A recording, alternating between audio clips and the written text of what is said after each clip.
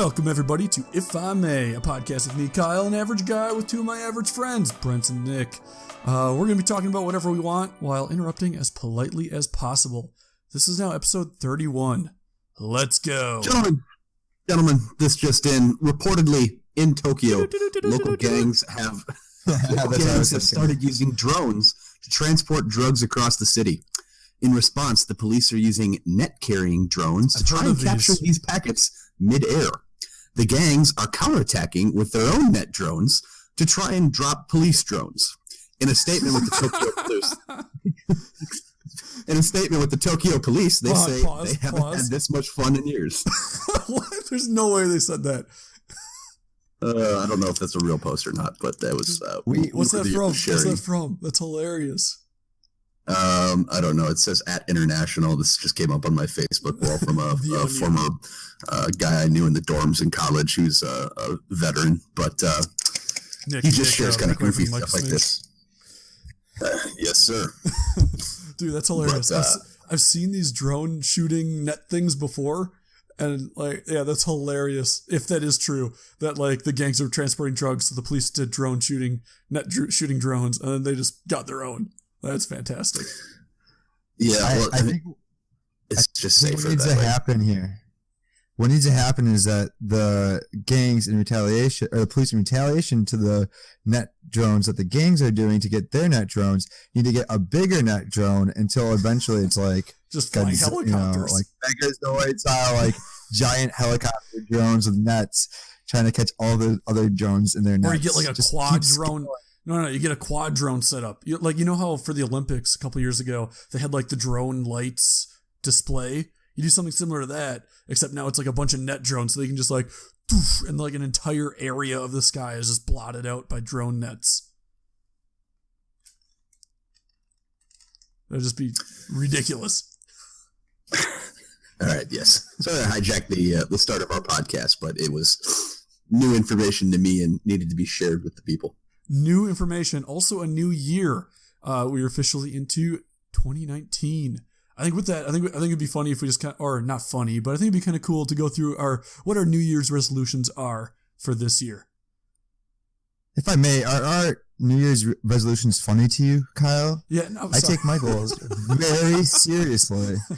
Very obviously. Serious. All right, what's your first thing? Well, Brent, what is your goal before I judge it too hard? I guess.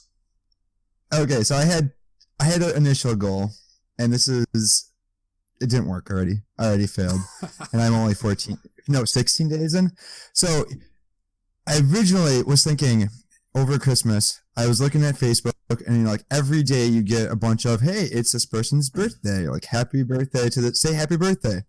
And unless it's a really close friend, like you two guys, of course, aww, I usually just ignore them. Otherwise I ignore them. And it's well, it's their birthday. These people need a happy birthday. So this new year, every single day, it'll take 5 seconds of my time. I'll go on Facebook. I'll look at whose birthday notification it is. I'll type out a happy birthday and make their day even more special and do, and be a good friend in that regard. And then it's been 15 days in, and I haven't said a happy birthday to more than one person, so I already failed. Has there been any birthdays in between that you've forgotten? Oh, every single one. Every day there's a birthday. I mean, not saying I'm popular on Facebook, but I have friends, and I have a birthday almost every single day. I have friends, I think. And is this friend bingo? You have to get a friend of every single day of birthday of the year?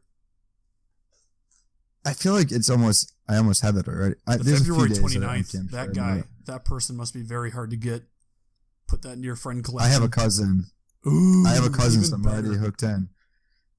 So then I've adjusted because when one door closes, or in this case, one goal closes, another one opens. So I've decided in 2019, I'm going to try and run a marathon and get back on the marathon train. So I know you've done a marathon before. How long has it been? I did it after my freshman year of college, which I hate to say it was 7-8 years ago. So, okay, it's been a hot minute. It's been a real hot minute. I was a young gun back then, and now I'm Still a young gun, but a little older young gun. All right. If you know what I mean. I'll go into mine. Mine is to get on top of a 14er. See, the reason I phrase it that way is because there are 2 14ers. So if those that don't know, a 14er in Colorado is one of the peaks of the mountains that is over 14,000 feet. And I phrased it, get on top of a 14er, because there are 2 14ers that you can drive to the top of. So, if it gets close to the end of the year and I'm like, oh crap, I can just drive to the top one and check that off the list. But the stretch goal is to actually like hike up to the top of one. And there's a couple that you can hike to the top of that aren't too bad as far as the trip goes. It's like, 6 hours of hiking versus some of the other ones are more intense where you almost require multiple days. Nick, what do you got for a New Year's resolution? Oh, gentlemen, I don't do New Year's resolutions, whether it's just me being a sourpuss or whatever. The whole concept of looking at a new year and deciding that that's the milestone to make the difference, to make the change in the world, whether it's watching like Forrest Gump growing up and just kind of seeing these ditzy girls be like, oh, it's a new chance in their horrible like Boston accent or whatever it was. But I've never know that I don't think less actually of people who do New Year's resolutions, but I've never thought highly of someone who does a New Year's resolution. And there's proof, and Kyle was kind of laughing a little bit, and we were joking about it, but there's proof everywhere that what percentage of these New Year's resolutions always last. And there were 2 guys in college who were bad at making commitments, or like, after this day I'm not drinking, or this is going to change after tomorrow, and they'd say that kind of stuff all the time, and then you'd talk to them a week later and it's like, yep, that didn't last. And I feel that way about most New Year's resolutions. If you're needing a special date, a special holiday to have a New Year's, to do a resolution of some variety, it's like you lack the and I'm lacking the vocabulary word to properly describe it, but the fortitude or the self-control to strength. Yeah. To make a change and actually have it last in a blaring red, noise, like sound, whatever, color, whatever flag you want. It's that flag if you're doing something on New Year's. And if you actually want to do it, great, but you shouldn't need New Year's to make a change in your life. Now, that's just me being a sourpuss or a grump about the whole situation. Also, what I'd like to do is hop on my very brief tangent train. Beep, beep. If I may, real quick before your tangent train, is according to Business Insider, 80% of resolutions fail by the second week of February. So if you can get your New Year's resolution to last past the second week of February, you're doing better than 80% of the population. Congratulations. Not surprising. I do believe that. Tangent train. I appreciate that. Yes. Brent was talking, and as Brent was talking, he said one phrase and then paused, and I just woke up from a nap, so I'm pretty tired, and my brain's in a certain weird place. Have you ever just had a pure thought where something is said out of context and you grab it and you run with it? Because Brent started with, it's been 1 week since you looked at me. I don't know the rest of it. Just the way he said it's been, and I want to listen to the recording at some point, which I never listened to our podcast because I'm weird like that. But I don't either. I think it makes sense. Like, I'm here, I've lived it. I'm part of the I want to listen to how he said it again, because literally he said that and it just triggered my brain to, it's been 1 week since you looked at me. Just the way he said it's been. And then I had to Google the lyrics, and yes, that's the Bare Naked Ladies. Yes, great band. I like it. A classic tune of sorts, and it is now stuck in my head because Brent was telling us when or how long it's been. But they do some pretty funny, I do love those random blurbs. They do some pretty funny Christmas shows. They have a couple Christmas specials that are out, and they're pretty funny. They'll like switch instruments and whatnot. And I'm not sure. I guess I've never seen a Bare Naked Ladies concert, and I guess I probably won't ever, because they just had, or semi-recently, last couple of years, they had like their main person split off from the band. Like, they're still doing stuff, but the main guy that did a lot of the songwriting and singing or whatever is out. So I don't think I'll ever go to one of their concerts, but apparently they used to like do a bunch of funny stuff, like switching instruments and that kind of thing. So because it's been a hot minute, like since we've had a live or not live show, but up to date show, what's one of our what's up in our lives? All right, Nick, are you up to anything exciting since we last podcasted, quote unquote live? Well, via our new season 3 format, I'm not sure if this is in order, but I'm absolutely willing to jump in. Go ahead, jump on in. Also, I am rebelling against the order because I much prefer to completely go off the cuff on these, and Brent and Kyle are forcing their format down my throat, and I don't like it. But I am going to rebel because you've given me the opportunity to do so. So as far as my life update, I was doing a little curling for the girls today. Not actually the curls for the girls, which would be, moving your arm up and down with weights. I actually went curling for the first time today at a corporate event. I showed up in the office, and my on-site supervisor, she's not actually my supervisor, but we'll call her that for the sake of simplicity, basically said, "Oh, hey, we didn't know if you'd be in, so we're going curling today. You want to come?" And I'm like, Sure. Yeah. You mean I get to work or I can go curling? Is that the option you're giving me? Yes, that was my option today, and you're damn right. I went curling. So went to the St. Paul Curling Club and found out when we got there that was the wrong place to go because that's historically where it's been and not where it was this year. And then we went to the other St. Paul Curling Club, because there are 2 in St. Paul, evidently. And that's where we had our dinner, recognized all the sales folks for all the hard work they're doing, a few awards that we had to sit through while we had dinner, and got to meet a bunch of new people, which is great. But then got to learn how to curl, which was quite the experience. And the comment on curling I'll make is I love yard games. I love to compete. So, and I actually did fairly well. I think you guys would be impressed.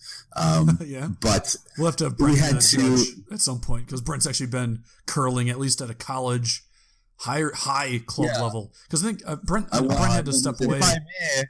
If I may, that was a national championship college curling team. I would say, if I may, I think Brent came in and like he was your club team played against like the national team or something like that and actually beat him once. I've heard stories of that. When I was in college, I thought you not were on the team it. I was on. Oh, okay. No. So the year before I joined our college curling team, our club team or whatever, they won nationals. And then the year after I left, which I believe last year, actually, they won nationals. So the one time they didn't win nationals in the last like 3 years was the year I was there. But seems like there's a pattern. I don't know.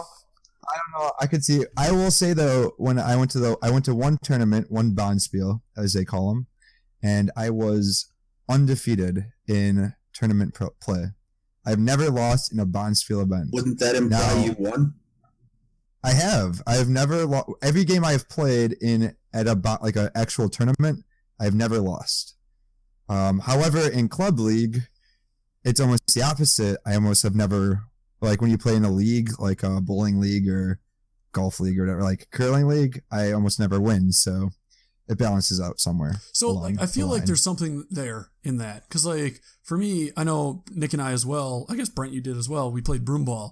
I feel like it's one of those things where it's like, hey, if I was on a really good team, I feel like I would do a whole lot better. But it's like, oh, why am I not just the one carrying? Why am I not the one doing it well? Like, it's kind of like, or even like video games. It's like, oh, if I was on a professional video game team and we actually had coordination and whatnot between us, I would do so much better at this video game. But then it's like, oh, why am I not just playing better? So I don't know if it's me or if there's a legitimate something behind that. Because obviously if you play with really good people, they're going to elevate you as far as how good you look. I don't know. So there's something with that. So every Bonspiel I've curled in, I was always probably the worst player on that team. So they put me in like the lead position where it has the least responsibility for the most part, where I could contribute. And I always would curl pretty well, but there was other curlers that were always backing me up. Where on league play, it's usually I'm one of the more mainstay, better players on the team. And if I'm like one of those lead roles, I don't think we do as well because I'm not overall as good as most curlers. But if you put me on a really good team, I can complement. So what does the lead role mean for curling? Because I feel like for the lead role, don't you guys all switch roles? So generally, if you're in a tournament, you'll play the same role. When I play league, it's whatever whoever wants to do, either first, second, third, or fourth. Each one has a little bit different responsibility. So the first role, the person who throws first, they usually set up guards. They're there to kind of get the field of play set up things. So they'll set up stones to protect the other stones for later throws. They don't necessarily have to make shots where they take other stones out of play, that kind of thing. And if they end up missing, generally it's like if you're not in high level play, it's okay. The second, they try to do more of what we call draws, which a draw is a scoring throw where you get it inside the circles, inside the rings, and you try and score. And usually those draws, you go in from behind the guards, of course, because you want to protect your stones. The third, they call it the vice skip. They have a little bit more responsibility. They have to throw usually either takeouts or they'll do draws. They'll throw whatever shot needs to be thrown. But then when the skip, who is the one calling the different shots, kind of like the commander, the shot caller, the person who is like the point guard for basketball or the quarterback kind of thing. When the skip throws, the vice skip is the one who is kind of calling the shots then for those last two throws. Define calling the shots. Like if the person's throwing it, can't they just do what they want? Or like, what do you mean by calling the shots? So generally, yeah. So a curling match is sort of like a battle between a couple of skips, in a way, in that they have to decide, if I throw a guard on this throw, what is the next guy gonna throw, and how will I respond to that? It's sort of like a chess where you're going back and forth. Where, if they throw this at this point right here, will I either throw it really hard and have them take it out, or should I try and go for a different play over here in a different section of the, that kind of thing? If I may, Kyle, have you curled before? No, never curled before. Okay, so I get it though. I've played shuffleboard. Hold on though, but there's a pretty big difference. I get it. I get that you get it, but the one thing that makes a pretty big difference is curling is much further apart. Like when you're the one who's making the throw of the stone, you really can't see how everything is on the board because it is a good distance away. I mean, yes, you have an idea of it. Is it in the circle? Is it not in the circle? But the advantage of having the skip, I believe, is that the person calling the shots or the general of the team, whatever you want to call it, they're standing over the board on the other end. So they're sitting there kind of playing chess with one another on the board, essentially, and kind of trying to predict what they're going to do, what's the best strategy to get things in play. When you're on the other side and you're actually throwing the stone, you have far less visibility into where things are exactly. Like, vaguely there are 3 stones out there and you're aiming for this one spot, but the angle you want to come in and the most beneficial strategy, it's why you need your shot caller, your skip there to kind of... Okay, so you don't have to all stand behind the line or whatever. Just the person throwing the stone has to be behind the foul line or whatever. And then you have sweepers along the way who are getting instructions to either, sweep really aggressively or no sweep with respect to getting the stone to go. Yeah, I've seen the Olympics. Curling is now Olympic American sport. It used to be like a Canadian thing, but America took over. It's still Canadian. No, America has the current title. America is winning curling. We have one team in probably the entire U.S. that can consistently compete with the top level teams. And they won gold in the last winter. Canada has probably like 6 or 7 or 8 teams of that same caliber. Yeah, but America won gold at the last Olympics, which makes it an American sport now. So if I can rein in my life update here and take it back to my situation. But I want to talk curling. I could talk curling for years. I love that sport. So if I can, if I may, I'd like to rein it back into my experience. I show up and I'm working with coworkers and American coworkers, and we get out there. A lot of us are from different areas. We have a couple Canadians actually. Because it's all right. Continue. At any rate, we get out there and we have the instructors who are members of the club who are giving us instructions on how to play the game and how to throw the stones. And of course, a lot of people fell flat on their face and wiped out because it is a bit of a balancing thing. But we get out there, we learn the basics, and we're getting ready to play our first game with the help of the instructor. And they're like, okay, yep, this is the skip. They need to be your best player, or at least in this case, if no one's any good, whoever thinks they can hit a shot. And I sit there and I just kind of look at everybody. I got this. And nobody wants to move. And just how we're lined up. The 95 percentile dominating personality of Nick. I want to call the shot.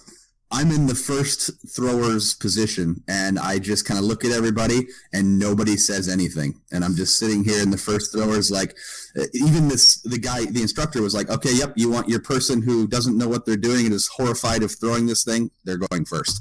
And then he goes down the order and ranking the positions, and I'm sitting in the first throwers. You want the hammer. I'm looking at, that's not really. No, that's the hammer is the second throw.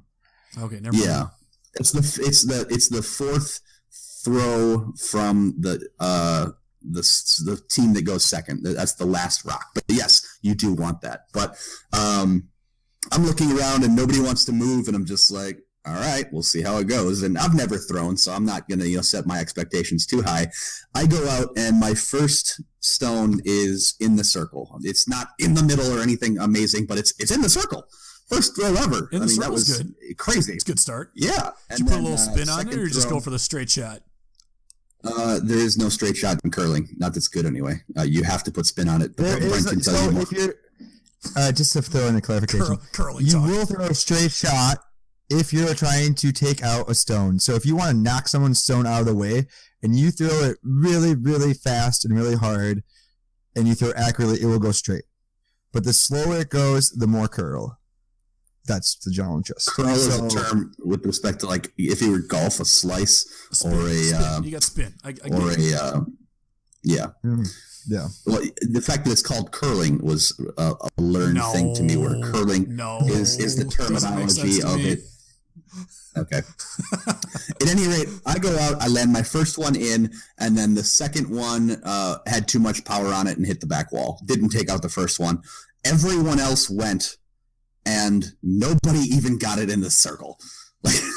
So yours is everyone was either way too short or whatever. And yeah, I got us the only point, and I'm just like, I should have been last. This is going to take and a while. I knew it.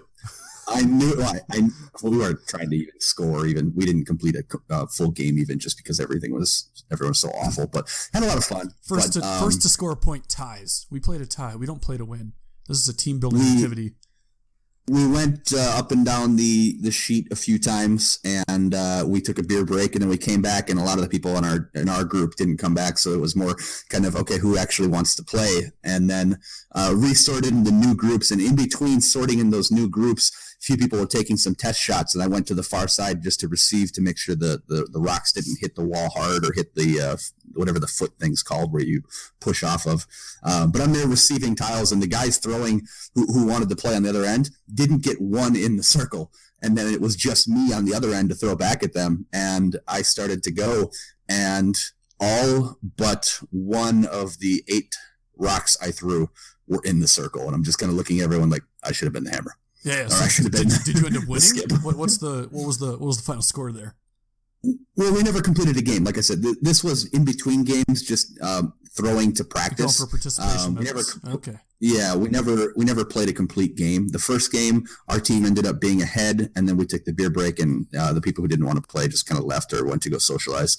And then the second game, I got up and down the sheet 3 times. We were up by 1 in that, and then my ride was going, so I'm like, well, I gotta go. So. But excellent time. If I may, while we're talking about new curlers, I got just a couple of things.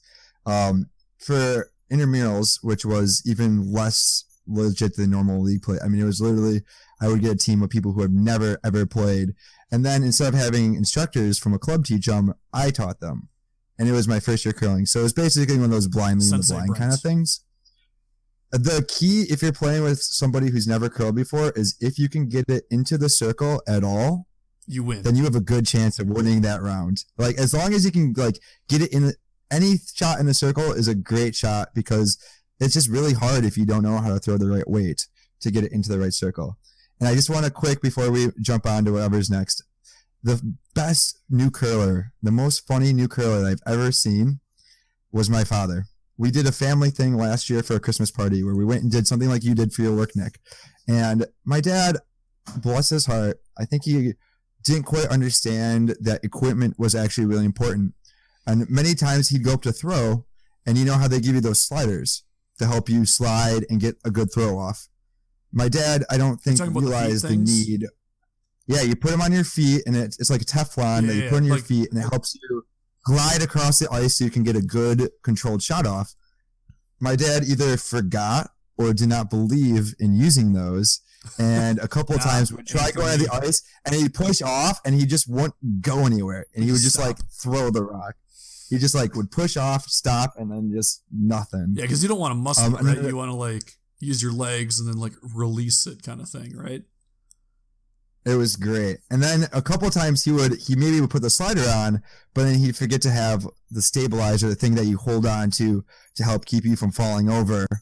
And he would push off and then fall over because you just don't have anything to hold him up. So it was great to see. It's like, you need the equipment, otherwise it just doesn't work. It was hilarious. If I may, Kyle, to answer your question, yes, you want to be gliding with essentially a straight arm. So you and the rock are going the same speed, essentially. And the last thing you do to curl the rock accordingly, left or right, is put a twist on it. You know, counterclockwise or clockwise. Theoretically, you want to end at 12 is what I was told. So if you're curling from right to left, you have the rock handle facing like 2 o'clock, 3 o'clock. And then as you're gliding, you're ready to release, you kind of just turn it up to 12, so you leave a slight rotation from left to right, and that'll curl it from you get some spin on it. I get it. Curling. Right to left. And yeah, inversely, if you want to go from left to right, you would be curling from 9 o'clock or the turn would be from 9 to 12. And that's just kind of the last thing you do, and you release at 12. And that kind of gets it coming in from those sides. And yes, in an ideal world, you're gliding with it kind of at the same speed. You have your arms straight, so you're not pushing it. Because that's what a lot of people did. Yeah, they sat there and they would kind of push themselves off, and then they just kind of heave it with their arm and say, "Oh, here goes," and go from there. But no big deal. I mean, it was really cool. A lot of people did wipe out and struggle with the glide, and it's a lot of fun. And then I don't know if there's a special balancing thing. I think we can move on from curling talk, though. We get it.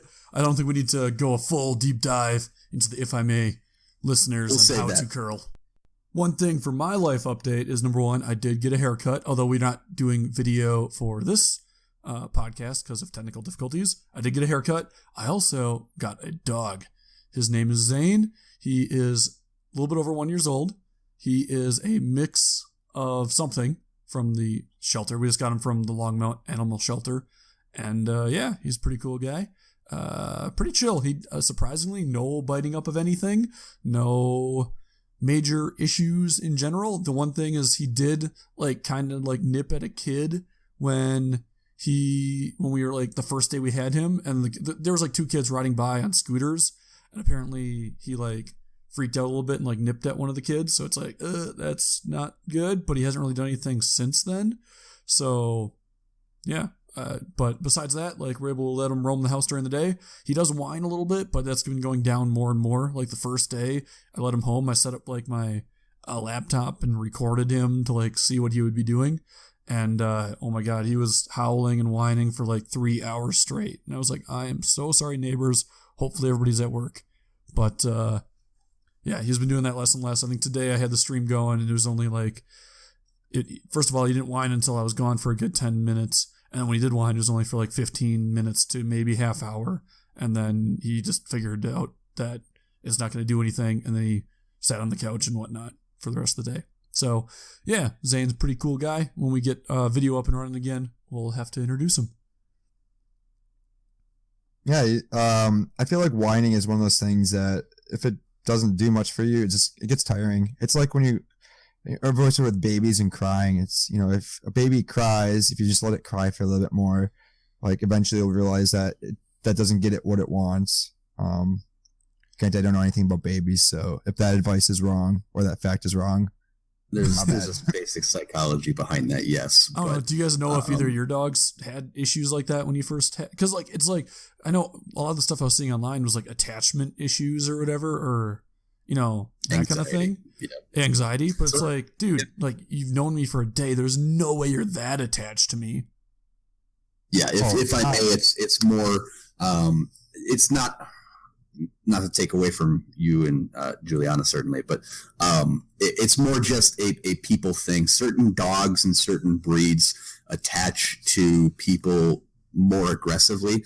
One of the great things about, and not to say that people don't have special bonds with their dogs, but some breeds very easily just shift from one owner to another. I think labs in particular are very simple with respect to, yes, they have an attachment to their owner, but that can very easily be managed, whereas certain other types of dogs, they bond with their owner, and then if anything ever happens to that owner, it's a huge thing that kind of it defines that relationship. So I'm sure it's more of just a people being around thing as opposed to people not being around thing.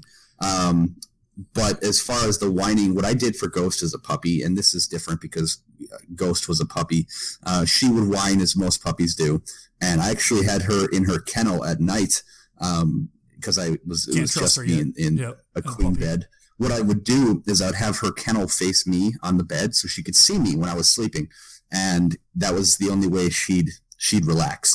And you can leave her and kind of take the whole, if you let a child cry for how long, it'll eventually exhaust itself. And because of the psychology behind it, if it's not getting what it wants from the crying, eventually, yes, it will stop crying. Now that can have psychological impacts, and we'll not dive into all of that. But anytime you have questions about dogs and stuff and learning the psychology behind it, I'm not an expert, but I have a pretty good feel for it. Like my family's had dogs growing up and whatnot, so like I get it, but I was like, I guess I don't know if any of our previous dogs whined. I could see my parents' dog Hazel being a super whiner when nobody's home. Like she's a super like lovey-dovey, like, oh my god kind of dog. So like I could see Hazel, she's such a sweetie, but like I could see her being potentially a whiner when nobody's home, but we don't know because we're in a house. So, and my parents never set up a camera. But anyhow, I don't know. The Zane is definitely partially German Shepherd, and apparently German Shepherds do have slightly more bias towards the whole attachment to your owner's thing. He's also like super nervous around new people. At least that's what the shelter said, and I kind of see that with even just walking past people on the sidewalk, giving him walks. But so Brent's kind of met him. But Nick, if you ever come and visit, we'll have to remind me that to introduce you to him slow, because apparently he has issues with new people. So whatever, we'll see. I am certainly due for a visit, and I've got to go see you because we've seen Brent in Seattle. I've got to come see you. We got to talk about that quick. Continue. I have a buddy who is in Kentucky for work for the next 8 months or so. So I'm going to try and run down there. He's going to have a bachelor party as well. So that I'm going for the bachelor party, which was awesome to find out. But then I also want to try and make a run down there just to visit him. But he's somebody who I can play StarCraft 2 with, and he's my college buddy. So I'm hoping to loop him into some of the games we play, seeing he doesn't really have a whole lot going on. All of his friends and connections are back in Michigan, but what does that say about us? We'll see. Yeah. Oh, so yeah, Nick, basically 2 weekends ago, got Brent and I pretty good through my wife, Juliana. Tricked us. Yeah, Brent, go ahead. I'll let you go. Yeah, that's good. So we are just finishing up the day of skiing. Brent came and visited in Boulder, which was awesome. I'm glad I had the time off to be able to do that, and that Kyle was gracious enough to accept my company. I think it was okay for them, at least. I had a great time. Anyway, so I'm down in Colorado. We just finished a day skiing. We're actually looking at a different animal shelter than the one that they ended up adopting Zane from. I feel like I'm a part of this Zane adoption because I was there. So it's more like we adopted him, but I didn't do anything. I just stood there and looked pretty-ish. I guess. And so we get back, and Kyle wants some gnocchi. He's like, I really want gnocchi. And Juliana's like, no, we're having pizza. And, yeah. And we're like, no, let's have gnocchi. Like, we have some. You just went to the store and got some. Like, I'm She's good. like, I only have 2 things in gnocchi. I'm like, Juliana, we typically split one. So 2 of them between 3 of us, we are fine in the gnocchi department. And then plus, like, I eat a lot, but earlier in the day, I was sitting right next to Juliana, and then she flashed a text at me for like a split second because she's like, what's up with this? And she showed me there's 2 texts from Nick. I saw it was from Nick, and I only saw the first text. I saw there was a second text, but I couldn't read it. And the first text from Nick was something to the effect of, hey, can you keep something on the DL? And like Juliana saw it, like she's like, what's up with this? And then she like realized that there was something else, and so she quick pulled it away. So I'm like, oh crap, like what's going on with Nick? So we knew something was up already. Well, anyway, we're leaving the Humane Society. It's time for us to go back and get some supper. And Kyle and I wanted to stop at Walmart to look at a couple of things that we were interested in. And Joanna's like, really? You guys want to go? Are you sure you don't want to like come back? Like, oh, I guess if you want to, like, I kind of like you should be back. And of course, as Kyle and I are driving to Walmart and doing the rest of our trip, we are just convinced that Nick and possibly Megan have come to surprise us in Boulder for the weekend. Because it made a lot of sense. Because like Juliana's like, no, we're doing pizza. Like we are doing pizza. And I was like, okay, why don't we just do gnocchi? Like I really want gnocchi. And Brent's like, I want to try gnocchi. And then we have 2 of them. There's 3 of us. Like we can totally have gnocchi. And she's like, no, we'll make pizza when we get home. I was like, why can't we just make gnocchi? Like, nope, we're doing pizza. So we're like, okay, so somebody else is here. Is Nick here? Like, because we knew something was going on with Nick. We're like, oh, Nick is totally here. If I may, if I was coming, I would have wanted to go skiing too. Like, I love downhill skiing.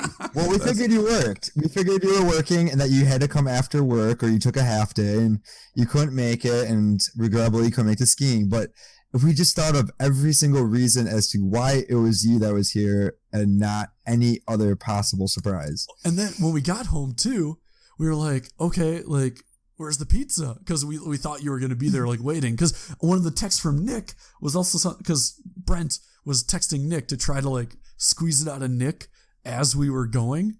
And, like, as we were driving to Walmart and driving from Walmart home. And then so Brent's texting Nick. I forgot exactly what you texted him, but it was something to the effect of, hey, what are you up to tonight? And Nick's like, doing something, but then I got some friends coming over soon, so I'm busy for a little bit, but I could maybe game later. And we're like, oh, maybe we are the he's like rephrasing it, so it's technically true, but we're the friends coming over to him, like that's already at our house, like my apartment. Oh my gosh, paranoid. No, it wasn't paranoid. We were just excited. We were like, look, I was so hyped. I was. Oh yeah, awesome. We get home. We're like, where's Nick? Where's Nick and Megan? We like looked through the house, and then we figured that actually there was no pizza there, and it was coming at what 6:30 or something. Like the pizza was going to be there. And Juliana's like, we'll start the pizza at 6:30. We're like, oh, is that when Nick and Megan are coming? Like, is their flight still not quite in yet, or they're in the process of driving or something? So it's like, oh, what's going on here? So like, I open the freezer. I'm like, there's no pizza here. How are we starting pizza with no pizza? So yeah, all signs were pointing to awesome. Nick and Megan potentially coming, but alas, it was just Nick buying us pizza and having it delivered at 6:30. So. Which was awesome. Yeah, great pizza. Yeah. Awesome. Thank you, Nick. It was delicious, but you weren't here, so I don't know. The only thing that could have made it better is if you had that pizza in your hand, but then they would have been as much for us. So that's also we true. Appreciate it. We hung out with them. We Skyped. It was like you were there. It was awesome. So, yeah, that's great. Really okay, cool. Brent, what's up with your life updates since we've had quite a bit of a hiatus here? Well, went skiing a lot. That's pretty much it. And I realized that while I have not skied too much, we are, we haven't skied so much, but like I've gotten back into it. And thanks to going to Colorado, last weekend we went to Vancouver. So I've been traveling all over. I'm now a Canadian skier and a Coloradan skier and all other stuff. And once you go to Colorado, everything else just kind of looks easy in comparison, is what I've been finding. And that's been really fun to go back and forth. I wanted to throw in some nature news because I think that'd be a really fun thing to do. And I saw this really interesting article, and it was more in video format, that these penguins in South America, that there's a lot of females dying and not as many males. And I thought that was really interesting. Like, why are all the female penguins dying? And it turns out the reason all the female penguins are dying is that they are traveling farther north to find their food sources, while the male penguins are staying a little bit closer, and they just go down a little bit further to get the food instead of, like, they dive down deeper to get food instead of traveling farther north to find food. And when you go farther north up the coast, you end up getting trapped and all this other stuff. And I just thought that was such an interesting comparison. Like, the males are surviving more because they're not putting in as much effort into leaving and going places. And the females are, I don't know, there was some connection there, and I couldn't make the home, like, make heads or tails of it, but I just found that story to be really interesting. So the males are just diving deeper to get food, while the females are trying to travel farther north to get food? Yeah, so they extra travel distance is what's killing the females? Not even just the traveling, it's just that there's more dangers up. I don't think that their natural habitat is, like, they're pushing up past what they normally be at, where there's more humans and more dangers that way. So, I don't know. It's kind of a random story, but since I haven't been nature podcasting, I was like, I gotta get it out somewhere, you know, and that was a pretty interesting This is story. your release? So, yes, okay. This is my release. This is me getting out on my chest of all that nature knowledge stored inside of me. I also have another news thing that I'm going to just quick share while I have the mic. Every once in a while, I just get a reminder that I'm hilarious. And I don't know why or how. It just happens. So I teach 4 classes of the same content of science curriculum. And the first 3 classes are like a normal class. They'll politely laugh at some of my jokes. But then the 4th class, my last class of the day, it's like I'm like Jerry Seinfeld or something. I mean, these guys are just, I'll say the same joke I would have said the entire other rest of the classes, and they crack up. They just think it's the funniest thing. I mean, I'm pretty sure I had some kid like rolling over on the floor laughing. And it wasn't doing anything super special. It was just, you're a funny man. Tell us a joke. I'm funny, I guess. Like, I may, are you saying the kid was ruffling? He might have been ruffling, like literally ruffling in real life. And I'm just, Raffle it makes it a little bit harder because it's like, all right, guys, like we're having fun, but I gotta keep doing the curriculum. Your BFF was raffling IRL? Oh, it makes you feel so good when you give out this content and people really get it. Like, your sense of humor and the jokes you make are resounding with your audience. And I wish that it happened more than 1 out of 4 classes, but I'm working on that. I'm working on it. So you're one out of 4. You're 1 out of 4 people find you funny. Is that 25% of the time 25% of the time I'm hilarious all the time. That's just how it is. That's it's just such a confidence boost, though. Oh my gosh. When things are like rolling and going well, oh, so good. So speaking of funny things, oh, sorry, Nick, do you have something? Oh, I was just going to loop back to Brent's tangent of a penguin story, which I definitely approve of because I've tried to talk about penguins and you guys failed miserably for me in the past. That being said, with respect to the female penguins dying more than the male penguins, I take that to humanity, and there's like all kinds of memes or other things that exist kind of stating that, you know, this is why men die, much earlier than women on average. And you show a picture of, 2 guys holding up a ladder that's barely standing like above a stairway, and the other guy is, up on the stairway. Like he's definitely going to die. Like there's no doubt. But this pulled me back to a Facebook post from years and years ago. That was one of my favorites, and I had it as like my cover photo for a little bit, but it just is like a State Farm kind of looking sign. It's not for State Farm, but it basically says, "This year, thousands of men will die from stubbornness." and then underneath that, it's very clearly someone wrote in spray paint, "No, we won't." And I'm just like, that was my mantra for a while. Where it's like, okay, you can tell me I'm going to die. I'm going to prove you wrong, right? Whether I'm right or wrong. No, we won't. Yes. That's like we will not die from. We just had our company just had like a Christmas party thing this last weekend, and that was one of the things that was like brought up in one of the side conversations. Was like, as kids, we would do like way stupider things than I would assume females do. Where like my brothers and I, we had like the lightsabers, and then the neighbor kids also had lightsabers, and we would just beat the crap out of each other with lightsabers, like just smacking it sideways. Like, lightsabers you can poke and that's fine because they'll collapse, but sideways we just like beat the crap out of each other. It's just like this is what boys do instead of girls in general. Like obviously there's outliers but it's so funny. It's ridiculous. All right, my friends, I think it's time to make like Saran and wrap it up. So to finish things up, I have one question for you. What's your movie recommendation of the week? I'll give it a start. When I was visiting Kyle, watched Good Morning Vietnam. I don't know why it took me this long in my life to see it. It's hilarious. Robin Williams is a gem, and it has a whole range of emotions. That's my recommendation of the week. Take it away. Good morning, Vietnam. All right, next. All right, I'll go because Nick's not talking. For me, I got 3 movie recommendations. One of them, Bird Box. Everybody. One. No, I have three. One of Bird Box. Everybody's been talking about it. It's the Netflix movie. I think it set the record for the Netflix special that had the most viewers ever or whatever, something like that on the opening weekend or ever. But Bird Box, really good movie. Very different kind of movie, but good. Second one, First Man. I just watched that one like 2 or 3 nights ago. It's about the Neil Armstrong going to the moon, basically.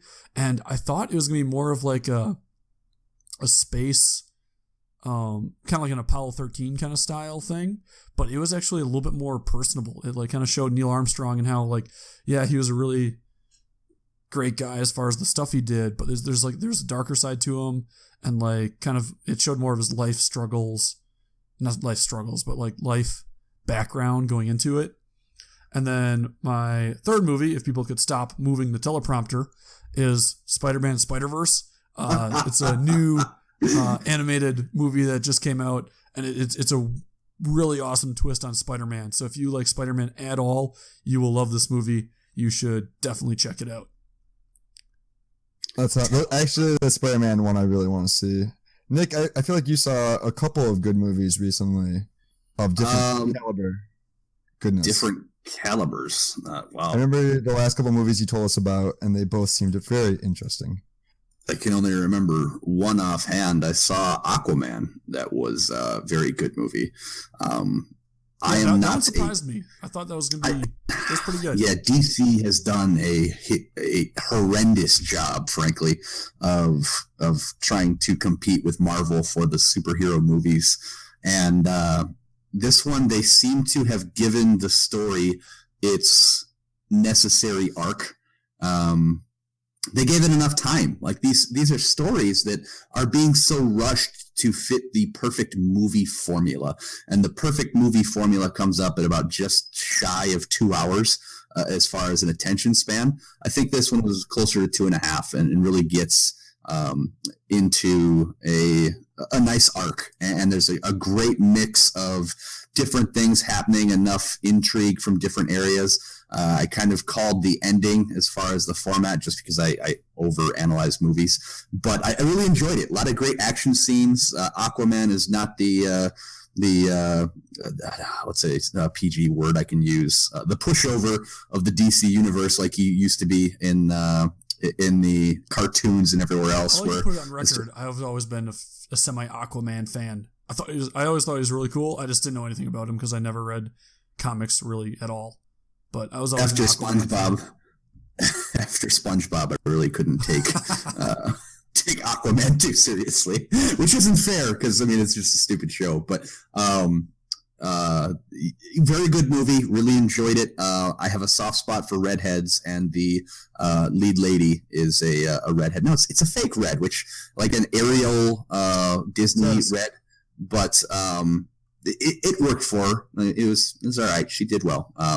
But overall, very good movie. Was there another one you were thinking of, Brent? I'm blanking. Elementary, my dear Watson. It's a simple movie. How was that? I need to hear your review on that one first before I. Yeah, you guys told me not to based on the reviews, and the reviews were well founded. Holmes and Watson was absolutely horrendous. Like, I have very limited knowledge of distorting your brain in different ways, but based on my limited knowledge from learning from friends. I don't know if there's any amount of alcohol, weed, or other substance that would make that movie watchable, because it was that bad. It was awful. There was just nothing funny. Like the commercials, the comedy is kind of okay, whatever, kind of a giggle, but let's see what they got. And usually for a Will Ferrell movie, there's something you can kind of grab onto, or if you're in the right mood, it can be good. This was just awful through and through. There was no story of any kind. It made fun of the Robert Downey Jr. Portrayal of Holmes in the stories, and brought in some of the film technique as far as where he like hits pause and you follow his brain to do different things. And of course, it was mildly amusing for a brief moment where that happened. Outside of that, it's just a giant heaping pile, a dump truck load full of fecal matter, which is saying something, because I usually can find something useful in a movie. There's nothing. It's just you want to know something from. You want to know something, if I may. You want to know something that's not fecal matter? There's a lot of things that aren't, but sure. Our new merch store. That's right. Zarubust now has merch. Big deal. Merchandise. If I may, the segue is real. That was a great one. Hype. Fantastic. Hype. There's the store is teespring.com/store/Zarubust-merch. If you want an easier link to that, we did throw it on our website under stores. So if you go to zarubust.com, Zarubust.com, and then go to the store section, there's a direct link straight to the merch store. So it's through Teespring. They handle all the printing and delivering and all that.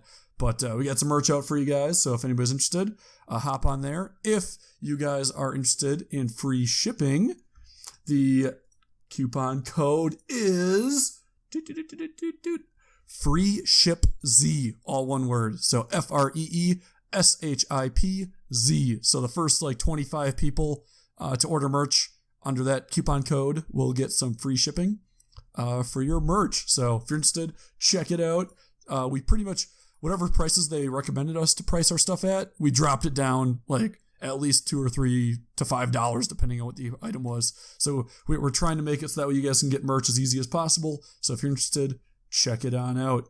With that, If I may, can I quick throw a shout out to our graphic designer Holly for making the logo and design. They turned out awesome on the t-shirts, just like she said they would be. So please, we always post a link to her stuff on our podcast. So please check her out. She's amazing. Good point. We'll have a link to the store also down below in the little bloopity bloop thing down there. So check it out. But with that was episode 31 of If I May. Hope everybody enjoyed. We'll be bringing you a new episode every Thursday. If you want to support us, obviously we got some merch now, but you can also subscribe, share, rate, and review. And then if you want to get in contact with us or have any questions, DM us on Twitter at Zarubust, or you can email us, zarubust@gmail.com. With that, have a great Thursday, and we'll see you all next week.